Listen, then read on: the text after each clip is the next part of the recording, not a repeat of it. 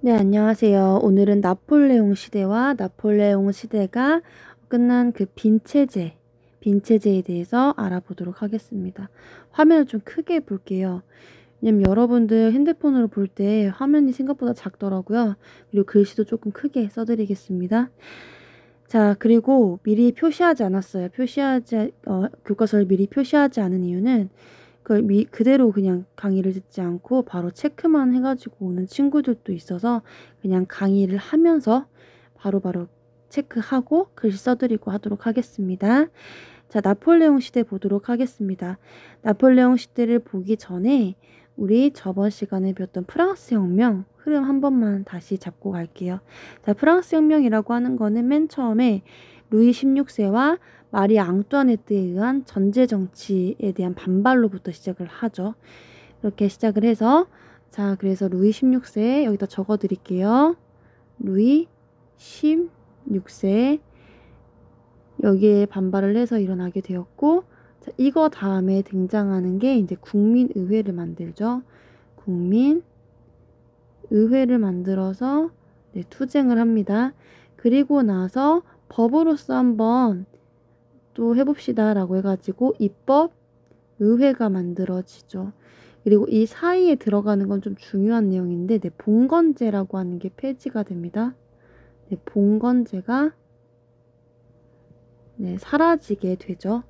자, 입법의회 다음에 등장하는 건 공화정인 국민공회가 되겠고요. 그리고 나서 국민공회했던 그 로베스피에르가 여기서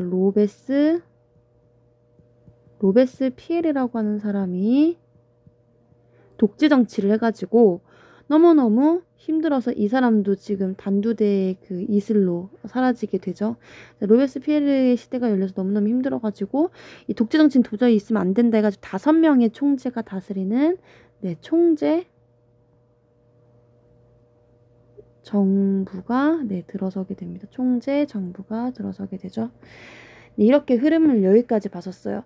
그리고 등장하는 게 나폴레옹 시대입니다. 나폴레옹 시대. 그러니까 통령정부라고 해가지고 그 다음에 등장을 하거든요. 이거 여러분들 적으셨으면 선생님 다시 지울게요. 다시 지우고 어디다 쓸 거냐면은 밑으로 내려갈게요. 자, 여기 총재정부 다음에 등장하는 건 통령정부입니다. 이거는 3명의 대통령이 다스렸는데 결국에는 정권을 잡은 사람은 나폴레옹이 되었죠. 이 통령정부 다음에 등장하는 게 제정인데 어떻게 부르면 제1 제정, 제2 제정도 있기 때문에 제1 제정으로 불립니다. 이건 나폴레옹 시대의 통치기. 그러니까 나폴레옹이 대통령이 됐다가 이제 뭐라고 불리냐면은 네, 황제로 불리기 시작하는 게 제정시대입니다. 그래서 오늘은 이 두 가지를 배울 거예요. 이 흐름 잘 기억하십시오. 그리고 여러분들이 나폴레옹 들어가기에 앞서서 이 나폴레옹이 어떤 사람이었는지 간단하게 이제 설명을 해보면 나폴레옹은 그 시대 유럽 전체 국가들 땅 따먹기를 굉장히 잘했던 땅 따먹기의 제가입니다. 그래서 그 당시에 러시아라든지 오스트리아라든지 그리고 어떤 나라냐 프로이센은 뭐 이미 정복을 했고 여기 밑에 보시면 네, 영국을 제외하고는 거의 다 대부분 나폴레옹이 지배하게 되었습니다. 현재 에스파냐라든지 이탈리아든지 뭐 독일이라든지 많은 나라들을 이제 장악을 하기 시작을 했죠. 그래서 유럽 일대를 다 전체적으로 나폴레옹 지배 하에 두게 된 사람입니다. 그래서 나폴레옹 하면은 여러분들 그냥 기억하실 때 네, 많은 영토를 유럽의 영토라고 적어 드릴게요. 네. 유럽의 영토를 네, 대부분 장악하게 되었고요. 그래서 땅 따먹기의 제가라고 생각을 하시면 될 것 같아요. 그리고 이 사람은 통령정부와 함께 네, 제정으로 그러니까 아예 황제로 즉위해버리게 된 사람이죠. 네, 제정을 이끌었던 사람이구나 라고 생각을 하시면 돼요. 그리고 이 사람은 지금도 엄청나게 큰 무덤을 가지고 많은 사람들이 이 나폴레옹의 무덤을 찾을 정도로 굉장히 유명한 사람이고 또 키가 153, 155밖에 되지 않았다라고 하죠. 그래서 작은 거인이라고 불릴 정도로 그렇게 대단했던 사람입니다. 그리고 또 하나 더 추가를 하자면 나폴레옹은 유럽 대부분을 장악하면서 육전에서는 그러니까 육지전 땅에서 싸우는 건 굉장히 잘했으나 굉장히 약했던 거는 해전이었습니다. 바다에서 싸우는 거는 거의 다 집니다. 그래서 해전에는 굉장히 약하고 육지전에서는 굉장히 강했고 해전에서는 굉장히 약했던 그런 인물이기도 하죠. 어쨌든 간에 나폴레옹 시대 좀 들어가 보도록 하겠습니다. 눈이 아프니 다른 색깔로 좀 체크를 해서 들어갈게요. 선생님이 먼저 체크하는 것을 같이 따라서 체크하시면서 수업 들으시면 됩니다. 자, 나폴레옹은 뭐가 됐어? 통령이 됐죠. 이 통령 정부 체크하시면 돼요. 다시 통령 정부 체크하시면 됩니다. 이 통령 정부입니다. 통령 정부에 넘버링 할 거니까 잘 체크하세요. 자, 그는 무슨 은행을 설립합니까? 프랑스 은행을 설립합니다. 프랑스 은행을 설립해가지고 산업을 보호해요. 국가의 재정을 보호하고 국가의 산업을 다 보호하는 겁니다. 그리고 국민 교육 제도를 도입합니다. 얘들아, 교육을 도입하는 건 굉장히 중요한 일이에요. 사람들이 멍청하면, 그러니까 무식하면 진짜 내가 지금 처해 있는 잘못된 상황도 모르는 거예요. 내가 이 황제 체제에서 또는 내가 부당한 이익을 취했을 때 여기에 대해 잘못됐다라고 생각을 할 수 없는 거지. 그래서 많은 사람들이 교육을 먼저 실시하는, 특히 우리나라도 일제강점기에 들어가서 교육을 막 실시하는 사람들이 굉장히 많았어요. 그 이유는 사람들이 알아야 거기에 대해 저항할 수가 있어요. 그렇기 때문에 국민교육제도 리세라고 부르거든요. 리세라고 하는 것을 도입을 한 게 나폴레옹입니다. 또한 새로운 시민사회의 규범을 담은 나폴레옹 법전을 편찬합니다. 이게 굉장히 중요한 거예요. 그래서 왜 중요하냐면 나폴레옹 법전이라고 하는 거는 전 세계, 지금 현재 전 세계의 법전의 기반이 되는 법전이 되겠습니다. 그래서 여러분들 다시 넘버링을 해보면 자, 통령정부에서의 넘버링입니다. 통령정부라고 하는 거 첫 번째 프랑스 은행을 건립을 하죠. 두 번째 교육제도를 도입합니다. 세 번째 나폴레옹 법전을 편찬합니다. 선생님이 배울 때 이 나폴레옹 법전이 약간 그 나폴레옹이 즉위하는 연도 1804년과 겹쳐요. 그래서 통령정부로 교과서에서 많이 보는데 선생님은 이제 역사 공부를 할 때 나폴레옹 법전을 제정시대라고 배웠거든요. 근데 그냥 우린 교과서 그대로 통령정부의 업적으로 보도록 하겠습니다. 하지만 반대파를 탄압하고 언론을 검열하는 데 독재 정치를 행하기도 했어요. 자, 이후에 나폴레옹은 국민 투표를 통해서 아예 뭘로 즉위해요? 황제로 즉위하게 되는 거죠. 그래서 황제로 즉위하게 됩니다. 그래서 이로써 이제 무슨 시대? 제정시대가 열리게 됩니다. 자, 제정시대도 넘버링 할 겁니다. 자, 나폴레옹은 다시 유럽 정부를 위한 전쟁에 나섰어요. 땅 따먹게 돼가라고 했죠. 그래서 유럽 정복을 시작을 합니다. 그런데 어디에 패해? 영국 해군에 패한다고요? 해군한테는 다 진다고요. 특히 넬슨 제독이 이끌었던 영국의 해군이 굉장히 강력했죠. 그 당시에. 그래서 트라팔가르 해전이라고 부르거든요. 그런데 이 명칭은 외우지 않으셔도 되지만 영국 해군에게 패배를 했구나. 이때부터 이제 몰락의 길을 걷게 되는구나 라고 보시면 됩니다. 또한 오스트리아와 프로이센, 러시아 등을 격파해서 유럽 대부분의 대륙을 장악하는 것도 이 제정시대라고 보시면 될 것 같아요. 자, 한편 나폴레옹은 영국을 경제적으로 고립시키고자 무엇을 내리냐면은 대륙 봉쇄령을 내립니다. 나폴레옹 법전 다음으로 중요한 개념입니다. 대륙 봉쇄령. 말 그대로 대륙을 아예 봉쇄시키는 정책입니다. 옆에 있으니까 한번 같이 볼게요. 대륙 봉쇄령이라고 하는 거는 영국과의 무역 활동 및 서신 왕래 금지, 영국과 그 식민지에서 온 선박들의 대륙 내 항구 출입 금지 등을 주요 내용을 합니다. 그냥 말 그대로 누구를 고립시키고자 한 거야?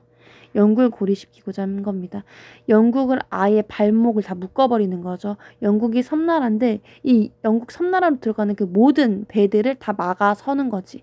막아가지고 영국이 혼자만 있게끔 왕따 당하게끔 만드는 정책이 대륙 봉쇄령이라고 보시면 돼요. 그럼 당연히 영국 입장에서는 기분이 나쁘겠죠. 그러니까 영국과는 계속 프랑스와 관계가 악화될 수밖에 없는 겁니다.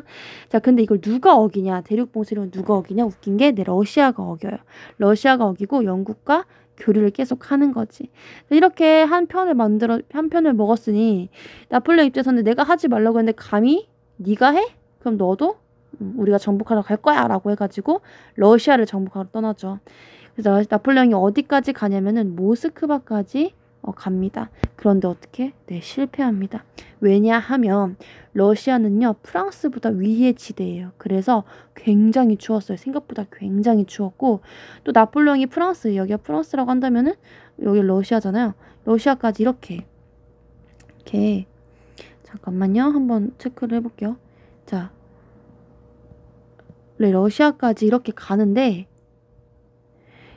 대원정이에요, 진짜. 그래서 먹을 것도 다 떨어지고 식량도 다 떨어지고 너무 춥고 그래서 병사들이 굉장히 많이 죽어요. 가는 데만 해도. 그래서 패배를 가져올 수밖에 없는 상황이었어요. 그래서 이렇게 나폴레옹은 점점 몰락의 길을 가게 되죠. 영국 해군한테도 패배했지. 그다음에 러시아한테까지 가가지고 또 패배하지. 그래서 나폴레옹은 몰락합니다. 나폴레옹의 유럽 정복 전쟁은요, 프랑스 혁명의 자유주의 이념을 유럽 전 지역으로 확산시키는 데 일조합니다. 네, 자유주의 이념을 유럽 전역으로 널리 확산시켰고요. 독일, 이탈리아 각국의 민족주의를 자극하는 계기가 됩니다. 그래서 민족주의까지 싹트게 돼요. 그러니까 자유주의라고 하는 거는 스스로 내가 할 수 있어. 나는 스스로 뭐 자유로운 존재야 라고 생각을 하는 거겠죠. 그 민족주의라고 하는 건 뭐냐면은 우리 민족이 똘똘 뭉치면 못할 게 없다라고 하는 생각을 가져오는 민족주의가 싹트게 되는 거예요. 넘어가도록 하겠습니다. 넘버링 하고 넘어갈게요. 재정을 한번 넘버링 해보면은 자, 먼저 영국 해군한테 패배했어요. 넬슨 제독입니다. 여기다 적어 드릴게요. 넬슨이라고 하는 그러한 장군 이름이 있습니다. 해전을 이끌었던 영국의. 자, 그리고 나폴레옹이 오스트리아, 프로이센, 러시아들은 공격을 했죠. 그리고 나서 대륙봉쇄령 내렸다고 했어요. 그리고 나서 러시아가 어기니까 어떻게 러시아 원정 나갔다가 실패해요. 그리고 몰락합니다. 그랬더니 자유주의 이념과 민족주의 이념이 싹트기 시작을 했네 라고 보시면 돼요. 네, 빈체제 보겠습니다. 조금 빨리 나가도록 할게요.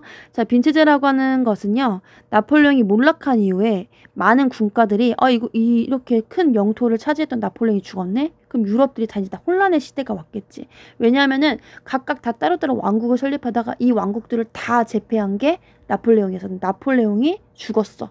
없어졌네? 그럼 이제 어떻게?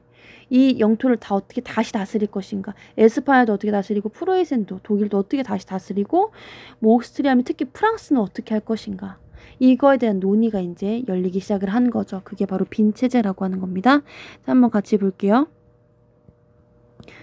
자, 빈체제라고 하는 거는요.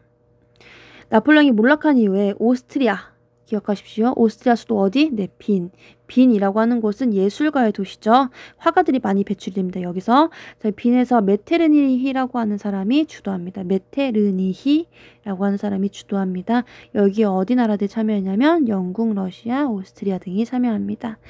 그래서 이 유럽의 영토와 정치적인 상황을 프랑스 혁명 어디로? 네, 프랑스 혁명 이전으로 되돌리기로 결정을 합니다. 이게 무슨 말이냐? 프랑스 혁명 이전, 혁명이 일어나기 이전, 국민의회 이전에는 루이 16세가 다스리는 왕정국가였어요. 제정국가였다고요? 왕정국가라고 보시면 됩니다. 제정보다는. 자, 왕정국가였는데 이 왕정국가 체제를 다시 돌리는 거예요. 그러니까 다시 왕이 생기는 거예요. 그러니까 시민혁명 이전으로 돌리는 거죠.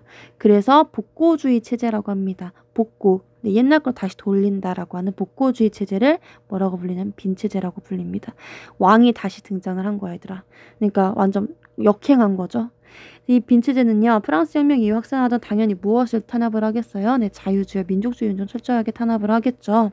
자유주의와 민족주의 운동을 철저하게 탄압을 한 거고요. 그런데 문제는 뭐냐면 이러기엔 사람들이 너무 깨어나기 시작을 했어요. 이제는 우리가 스스로 할 수 있을 거야 라고 하는 이 민족주의와 자유주의를 맛봤기 때문에 이제는 이게 빈체제도 이제 소용이 거의 없는 거지. 그래서 특히 어디서부터 이제 소용이 없냐면요. 네. 여기 그리스부터 소용이 없습니다. 그리스 독립합니다. 오스만 제국으로부터. 그리고 라틴 아메리카들도 다 독립을 하기 시작을 해요. 그래서 에스파냐 식민지 그리고 포르투갈 식민지였던 이 라틴 아메리카도 다 독립을 하기 시작을 하면서 이 빈체제는 의미가 없어집니다. 그래서 한번 볼게요. 그리스의 독립. 네, 중요합니다. 자, 그리스의 독립 한번 체크해 보도록 할게요. 자, 그리스는 어디로부터 독립을 했어요? 네, 오스만 제국으로부터 독립을 합니다. 그리고 메테르니이라고 하는 사람은요, 유럽의 현상 유지를 위해서 오스트리아는 끼어들지 않을래 라고 해가지고 중립을 선언을 해요. 그래서 개입을 하지 않았고요. 그리고 이렇게 개입을 하지 않아서 그리스와 오스만 제국이 서로 싸우게 되는데 당연히 그리스가 좀 불리했겠죠. 그 당시에 서아시아 세계를 장악했던 건 오스만 제국이었고 이 오스만 제국의 강력한 힘에 의해서 그리스는 좀 독립이 무산되나 싶었어요. 하지만 이 바이런, 들라크루아라고 하는 유럽의 자유주의자들, 특히 이 시인들, 화가들이 그리스 독립을 적극적으로 지원을 했고요. 여기에 그치지 않고 러시아, 영국, 프랑스가요. 그리스 독립을 지원합니다. 그래서 오스만 제국이 패배하게 돼요. 그리고 그리스는 독립하게 됩니다. 이로써 빈체제는 점차 균열이 생기기 시작을 합니다. 라고 보시면 돼요. 여기 지금 바이런이 보이실 거예요. 네, 유명한 시인입니다. 영국 시인. 들라크루아라고 하는 사람은요. 네, 유명한 화가입니다. 이렇게 해서 그리스 독립이 이루어졌다라고 보시면 되겠습니다. 중요합니다. 자, 그럼 넘어가겠습니다. 다음 페이지로. 자, 여기 지금 보시면 나폴레옹을 보는 상반된 시선. 그러니까 나폴레옹을 좋게 보는 사람과 나쁘게 보는 사람이 존재한다는 얘기죠. 자, 일단은 가에 대한 사료 한번 보도록 하겠습니다. 자, 나폴레옹은 이탈리아 원정 당시 성명서를 좀 보시면 나폴레옹이 하는 말이야. 자, 우리는 여러분, 그러니까 이탈리아인에게 자유를 주었습니다. 라고 얘기하는 거 이탈리아를 이미 장악했다는 얘기지. 나폴레옹이. 자, 여러분은 자신의 힘을 장악하고 자유민에게 걸맞는 품위를 가졌음을 스스로 새길 필요가 있습니다. 압제의 시기에 분열되고 굴복해 왔기 때문에 여러분은 스스로 독립을 달성할 수 없었습니다. 머지않아 어떤 나라도 여러분에게 자유를 빼앗아 갈 수 없을 겁니다. 라고 얘기하는 걸 보면 자유주의를 지금 계속 주장하고 있는 거죠. 그때까지 위대한 국가가 여러분을 보호할 거래. 이 위대한 국가가 어디겠니, 얘들아? 네, 나폴레옹이 다스리는 프랑스가 되겠죠. 자, 여기 지금 보시면 헤겔과 피에테라고 하는 사람이요. 나폴레옹을 평가하고 있습니다. 어떻게 평가하는지 한번 볼게요. 나폴레옹은 프랑스 혁명의 정신을 현실 정치 속에서 실현하고 유럽 전역의 근대적인 질서를 확대하고 있다. 그는 살아있는 세계 정신이다라고 얘기하고 있어요. 긍정적으로 평가하는 걸 알 수가 있죠. 자, 피에테 한번 볼게요. 피에테는 독일 사람인데 자, 나폴레옹은 자유를 명분으로 삼아 우리 독일을 침략한 정복자에 불과합니다. 우리 독일은 외세 침략에 맞서서 독일 민족의 정신을 잃지 않도록 해야 합니다. 라고 해서 나폴레옹을 못되게 생각을 하고 있죠. 자, 그리고 나폴레옹 얼굴 한번 보시고요. 네, 진짜 키가 작았음을 알 수가 있어요. 네, 넘어가겠습니다. 자, 빈회의의 허상이라고 하는 거 볼게요. 자, 허상이라고 하는 건 거짓된 상상이겠죠. 자, 영국, 러시아, 오스트리아 등이요. 모여가지고 빈회의에서 각 국의 영토와 지배체제를 어디로 돌려? 네, 프랑스 혁명 이전으로 돌린다고. 이거 중요합니다. 각국의 영토도 프랑스 혁명 이전으로 돌린다는 얘기예요. 각국의 영토도 프랑스 혁명 이전으로 돌리고 지배체제는 왕정으로 돌린다는 얘기죠. 그래서 영토와 지배체제를 다 프랑스 혁명 이전과 나폴레옹 전쟁 이전으로 돌리겠습니다. 라고 원칙에 합의를 하는 거죠. 그래서 이걸 복고주의 정책이라고 얘기를 했어요. 자, 그러나 정작 참여한 대표들이 모두 모인 전체 회의는 한 번도 이루어지지 않았다는 게 단점이 되겠죠. 한계점이 되겠죠. 한계점. 정작 참여 국가들 모인 전체 회의는 한 번도 이루어지지 않았고요. 빈회의에 참여한 각국 대표들은요. 국민의 뜻과는 상관없이 흥청망청 제멋대로여서 국경을 결정한 곳에 갈등의 불씨를 남겨두었습니다. 이게 지금 한계점이 되겠네요. 빈회의 한계점이 되겠습니다. 여기 지금 보시면 오스트리아, 프로이센, 러시아, 영국, 나폴레옹, 이탈리아, 그 다음에 이제 프랑스. 이 프랑스의 지도를 두고 자기들끼리 이제 회의하는 거 지금 보이시죠? 그래서 제멋대로 정하고 있는 모습들이 지금 보이실 거예요. 막 여기 할 거야, 저기 할 거야 이런 식으로. 네, 이런 식으로 보시면 되고 여러분들 좀 내용이 어려워요. 그래도 나폴레옹은 굉장히 중요한 인물입니다. 그래서 여러분들 나폴레옹 다시 한번 기억하시고 다시 한번 활동지를 통해서 복습하시고 네, 수업을 마치면 될 것 같아요. 공부 마치면 될 것 같습니다. 자, 오늘 수업은 여기까지 하도록 하겠습니다. 네, 수고하셨습니다.